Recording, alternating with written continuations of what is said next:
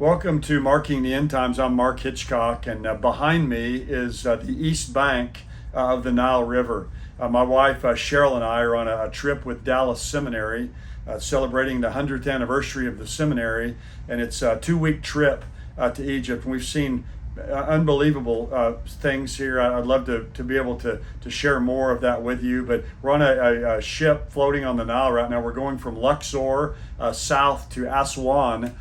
And this boat we're on is called the Historia. It's this is just a 4-day part of this trip, and we're traveling southward, which is against the flow because the Nile River is one of the few rivers in the world that flows north, and so it's about the Nile River is 4,000 miles, and so we're just on this small section of the Nile River right now, down in the southern part of Egypt, but. The Nile River's, one of the historic rivers in the world. A lot of biblical events took place here as the children of Israel are here. Moses is here. Joseph is here. The children of Israel are in slavery here for 400 years. So a lot of biblical events happen in relationship to the Nile River. But what I want to do on today's video, though, is draw what I think is a compelling connection between an ancient battle and the final battle of Armageddon. And here in just a moment on the video, we're going to go to the actual site of the Karnak Temple complex, where I'm going to do a teaching from there on site. And so you're going to want to see this. It's an incredible relief that I'm going to show you there in that great Karnak Temple complex, the largest temple in the world. But what I want to do is talk about Armageddon. I want to talk about, again, a compelling connection between an ancient battle and the final battle of Armageddon. And of course, Armageddon, is that great battle that takes place at the end of the 7-year tribulation period. The rapture is the next event on God's prophetic calendar, a tribulation period, and the two culminating events of the tribulation are the second coming of Jesus to earth and this campaign or battle of Armageddon. And the battle of Armageddon will stretch really across the entire land of Israel. Megiddo is a specific site up in northern Israel, but this battle, it's really a military campaign, is going to really encompass and engulf the entire land of Israel. And think about this as we're going to go to this video on location now. There are 57 million square miles of land surface on the earth.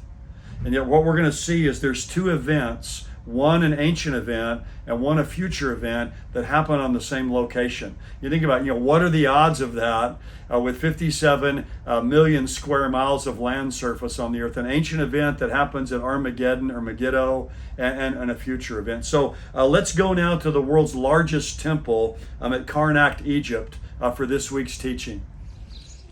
Welcome to Marking the End Times. I'm Mark Hitchcock, and obviously I'm not in my office back in Edmond, Oklahoma. My wife Cheryl and I are on a trip with Dallas Seminary. It's the centennial of Dallas Seminary, their 100th anniversary, and we're on this trip to Egypt. And we've been in Cairo and seen the great Giza platform there, the pyramids there. Now we're down in the city of Thebes, modern-day Luxor. And we're down on the Nile River. So later on, I'll be showing you some other footage of kind of going up and down the Nile. But today I'm here in the Karnak Temple complex. I want to talk about some very interesting archaeological finds here that also, I believe, relate to end-time prophecy. And so in a little bit, we'll go to the subscriber-only section, and I want to answer an important question. Somebody asked about why will there be a millennium? And another question about this is a really good theological question. Why did God sacrifice his own son if he punished other people for sacrificing their children? And then a final question about the 7 thunders that are mentioned in Revelation chapter 10, about why we don't make more out of that. So we'll answer those questions a little bit later in the subscriber-only section. But again, we're here. I'm standing behind this, or in front of this relief at this Karnak Temple complex in the ancient city of Thebes, where the god Ammon was worshipped. And this temple complex, it's the largest in the world. It covers about 120 acres in size. So, the Cathedral of Notre Dame will fit inside of here easily. So this is a huge, massive area. And this obviously, this temple here is for the god Ammon, is look at one of the great creator gods of the ancient Egyptians. But the reason I'm here at this place is, this behind me is a relief of Thutmose III. one of the great kings of Egypt. Actually, his son was Amenhotep II, who's the Pharaoh of the Exodus. We read about it in the book of Exodus with all the plagues and the crossing of the Red Sea.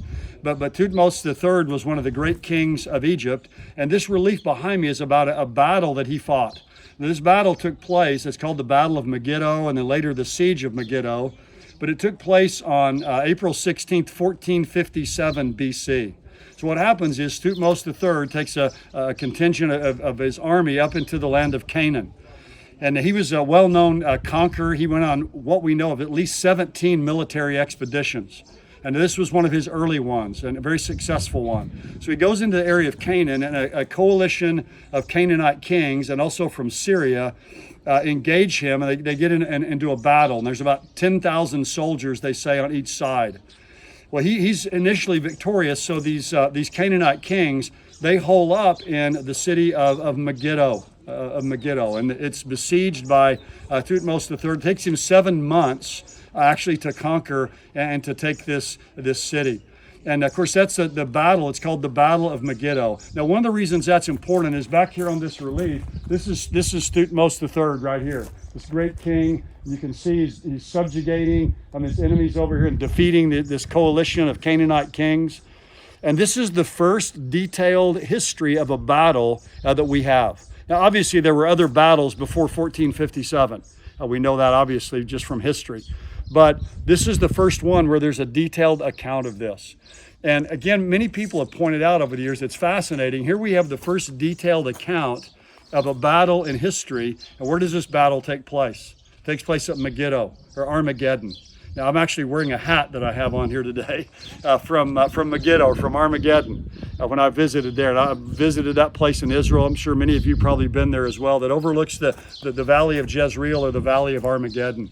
And this first battle of, recorded battle, detailed battle of history is from there.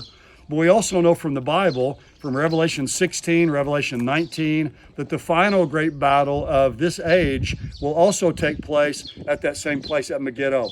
At Armageddon. So it's like you have the first detailed battle in history with Thutmose III there, the final battle with Antichrist at Armageddon. They're kind of like the bookends of history. And in between, of course, you have all the warfare and fighting that's going on in our world today and has throughout all of history. And of course, it's all going to culminate at Armageddon.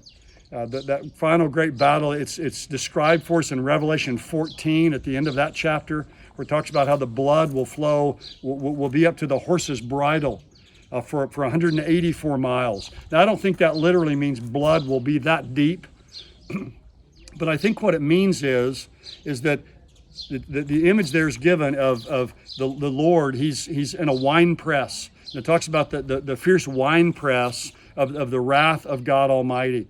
And I think it's picturing someone crushing grapes in a wine press, and it's saying the juice would squirt up as high as the horse's bridle.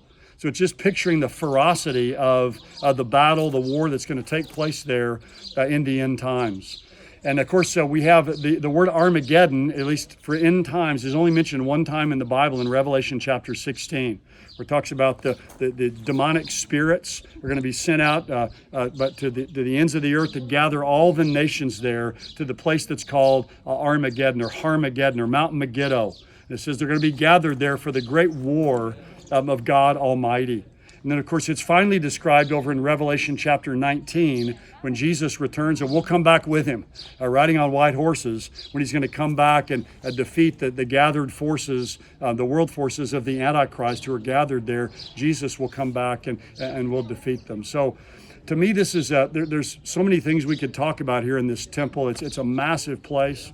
There's all kinds of reliefs here that really point to prophecies that have been fulfilled in the past. They point back to things that the Bible predicts, that defeats that took place of Egypt and other nations.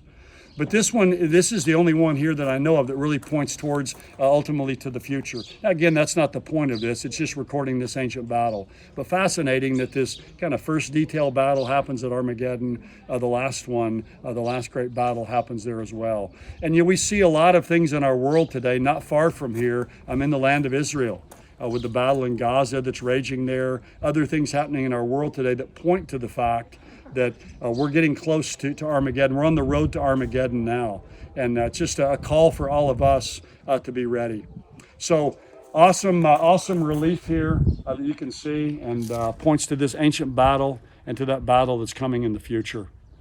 Well, again, thank you so much for joining me today for this kind of a little bit of a special edition of Marking the End Times. And I'm going to go. I'll do the question and answer section from back on the ship that we're on the Nile, and so we'll get to that. But again, I'm going to answer those questions about why is there a millennium? That's an important question and a great theological question. Why did God sacrifice His Son if He punishes other people for doing that? And then we'll talk about the seven thunders. In Revelation chapter 10, you have the seven seals, the seven trumpets, the seven bowls. We talk a lot about that, but these seven thunders is often overlooked. So what's the significance of these seven thunders? So we'll do that when we go into the subscriber only section. Again, thank you so much for being with us, and I'll pick back up on the ship with the subscriber only.